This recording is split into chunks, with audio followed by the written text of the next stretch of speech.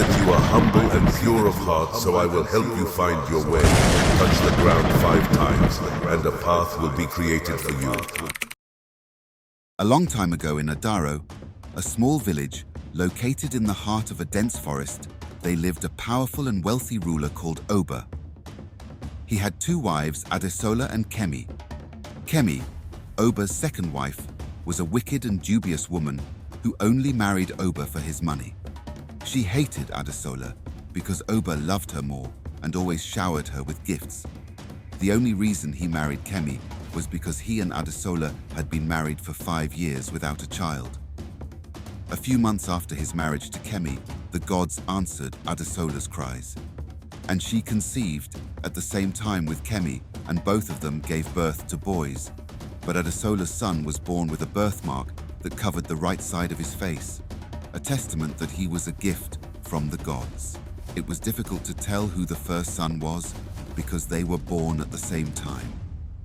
The villagers whispered amongst themselves, as such a thing had never occurred before in their land. However, Oba was overjoyed and prepared a feast to celebrate the birth of his sons.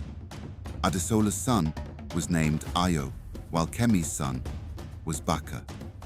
He bought numerous wrappers, beads and cowries for his 2 wives. Kemi was not happy with the gifts she received. She wanted hers to be more than that of Adesola. So she went to see a powerful native doctor. Baro was the name of the medicine man Kemi visited. He was believed to be so powerful that he could defeat 100 warriors with only a few words from his mouth. Before she reached the shrine, Baro already knew she was coming and had been expecting her. "Woman," he said, "what you seek will come at a cost. I will prepare the charm for you, but you will never be able to bear a child again." But Kemi was filled with so much hatred for Adesola that she did not care. She wanted her to suffer, and she was going to get it, no matter the cost. Baro cut a piece of her hair and fingernails to make the charm. He asked Kemi to sprinkle it on Oba's face. That night, as Oba slept, she snuck into his room. The medicine man had instructed to pour only a little amount, but she wanted it to work well, so she sprinkled everything on his face. The next morning, when Oba woke up, he could no longer recognize Adesola. He sent her out of his compound and told her to never come back. He seized Adesola's son from her, who was only 5 years old at the time, and forbade her from having any contact with him. Kemi was over the moon. Her plan had succeeded. She did not know that the charm would gradually affect Oba's health because she used too much.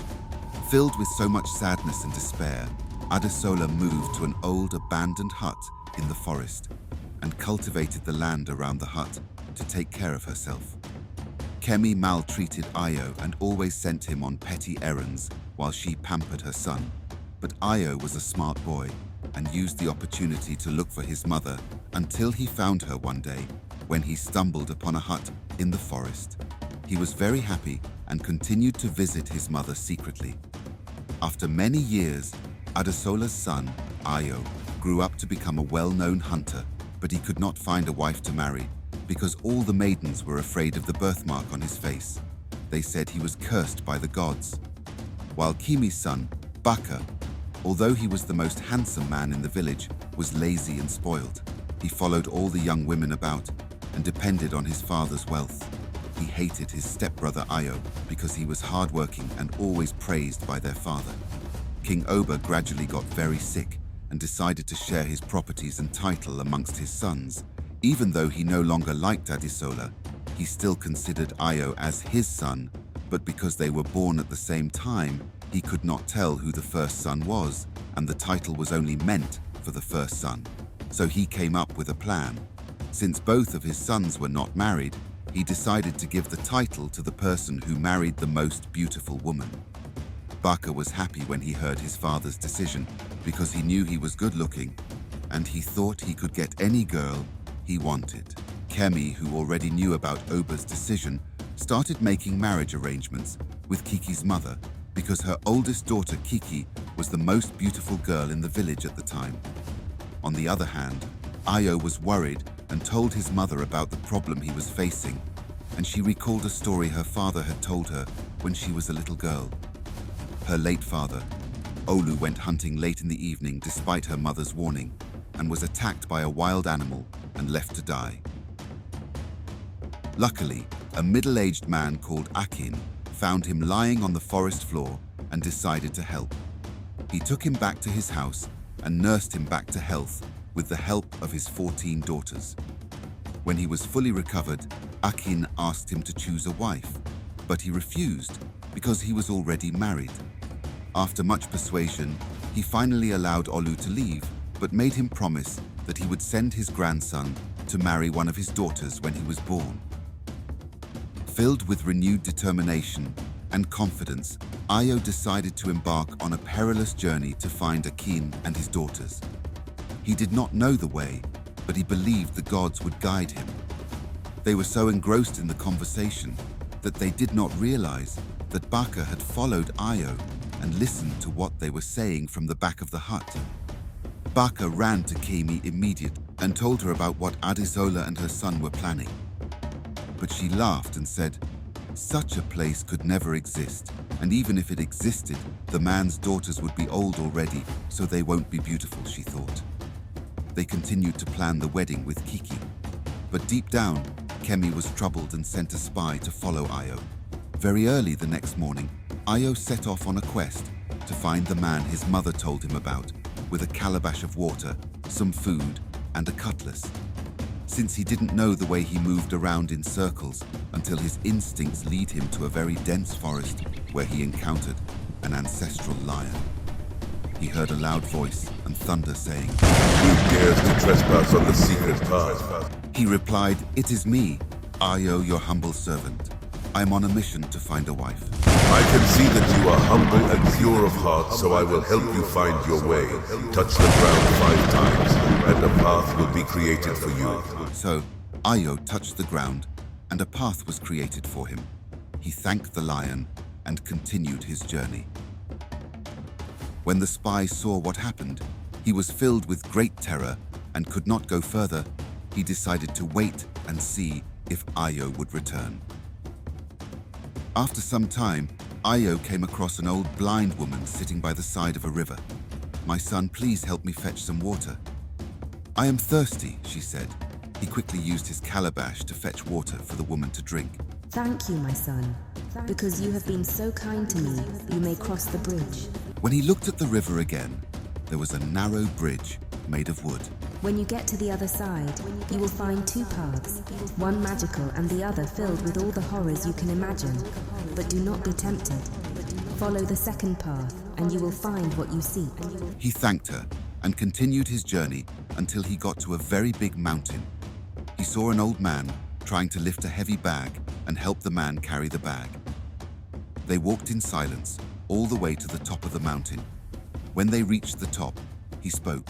"So they are still nice people. Thank you, my son, for your help. Take this egg. When you get to the end of the path, you will see 2 trees standing side by side. Break the egg in the middle, and a door will appear and pass through it, and you will find the man you seek. Listen to me, my son. When it is time to select a wife, do not be distracted by beauty. Choose the least beautiful woman you can find." He thanked the old man and did as he was told.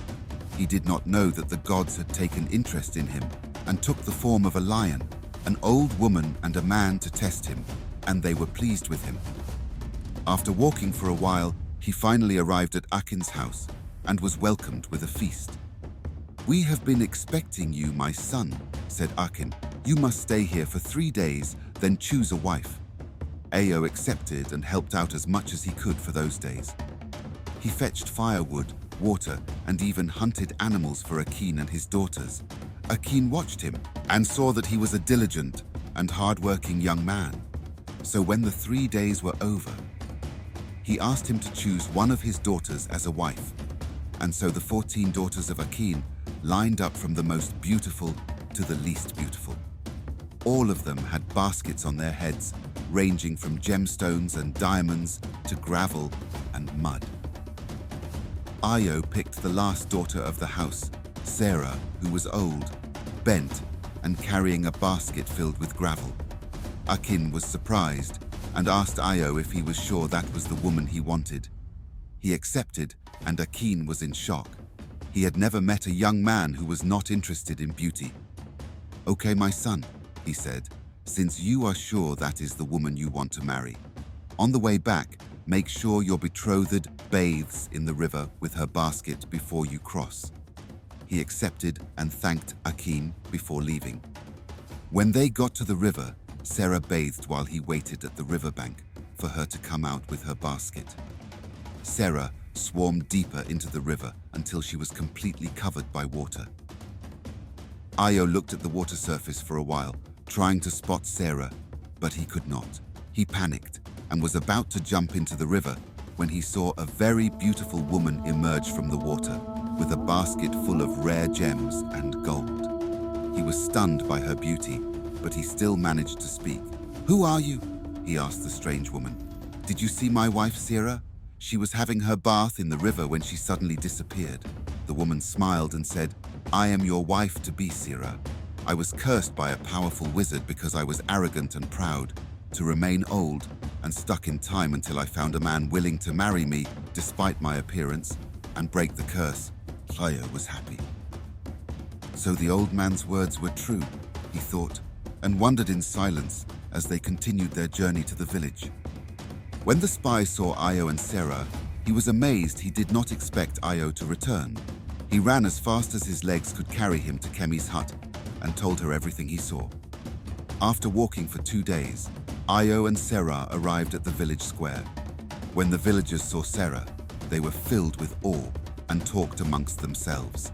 "She is the most beautiful woman we have ever seen." Who knew such a woman existed? And Io was filled with even more pride. Kemi was enraged by the news she received from the spy and asked her son Baka to call off the wedding with Kiki because she was no longer the most beautiful woman in the village. Both of them went to see Baro, the medicine man, for a charm that would kill Io and his mother so that Baka could get married to Sarah. Baro had already seen her in his dream and knew she was coming to see him. He prepared a potion so poisonous that 1 drop could kill 10 men. He warned Kemi that the gods' favor were with Io, but she did not listen. He gave her an antidote that would prevent the poison from harming Sarah and instructed her to put the portion in Adesola's food. He also told her to make sure Adesola and her son eats the food because if they did not, she and her son Baka will be cursed. She smiled as she collected the portion and gave it to her son Baka, who knew where Adesola lived. Adesola heard the villagers' whispers and was so happy that her son had returned home. She decided to prepare some food for him because she knew he would definitely come to visit once he and Sarah reached the royal palace. While she was cooking, she forgot to bring out the water to wash the leaves, so she went into her hut to fetch more water from her clay pot. Baka, who had been watching her, used the opportunity to enter into her kitchen, pour the portion into the pot of food, and sneak out. He did not know that Adesola saw him from the window of her hut. She threw the food away and prepared another pot of food for her son and his wife. Meanwhile, Kemi and her son Baka rejoiced. They slept that night with smiles on their faces, thinking they had won. As they slept, they saw Baro in their dreams. "Kemi and Baka, you have broken the condition, so you have been cursed to live as snakes for the rest of your lives," he said. The next morning, they turned into giant snakes and crawled into the village market and were chased into the forest by the villagers. Immediately, Chief Oba's eyes were opened and the sickness left him. He remembered how he treated his first wife, Adesola, and felt ashamed. He did not have the courage to speak to her, but he wanted to see her. He asked his son, Io, if he knew anything about his mother whereabouts. Io was happy and gladly took Oba to his mother's hut in the forest. When Oba saw where Adesola lived, he wept and hugged her. He apologized for the way he treated her.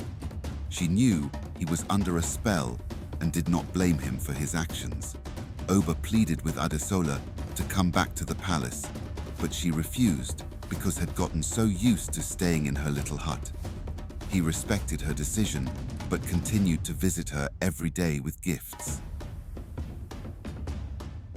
A week after their reunion, Io and Sarah got married and were blessed with a son.